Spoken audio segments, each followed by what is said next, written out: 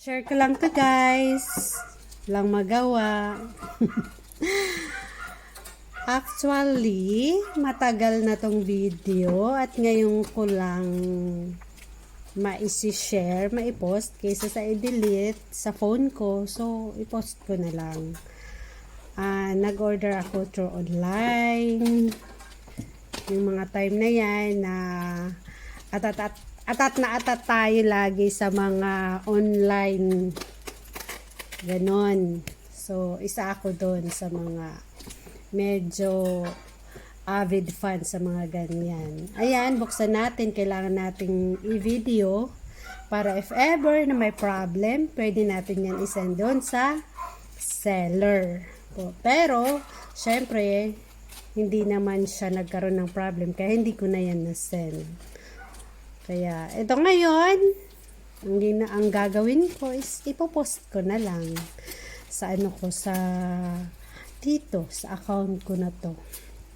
Share ko lang. Tapos, ang nagbubukas niyan, ang anak ko, ako lang taga-video. Anak ko ang nagbubukas niyan. So, ano kaya yan? Isa yan sa mga kinakahiligan ko talaga. So, kung pwede lang, madami akong mga ganyan. Pero, kailangan ng budget niyan. Kailangan ng monarkiya. Kaya minsan lang, pag may naipon, nakakabili. Pero okay lang naman. But anyway, pagtyagaan nyo na ang tagal mabuksan. Kasi ganyan talaga siya magbukas. Kailangan hindi sirain agad-agad ang box. So, maingat ang pagbukas. Kaya, kumbaga, patience. Magtiyaga. Maganda eh. Ayan, di ba? Tingnan nyo naman yung box. Ang laki. Ang laman, mga 1/4 lang. Ba't kaya ganun ang nilagyan, no? Ba't ganun? Hindi na lang yung maliit. May paano pa siya, oh. May pa card. Certificate kaya yan? O ano? Ano kayang card na yun? Parang ano yata yun eh, yung baga solid na buyer sa kanila, bibigyan ka ng ganun. Para next time, pag bumili ka may discount, sana naman, no? Ayan, 3 pala yun, 3 laman.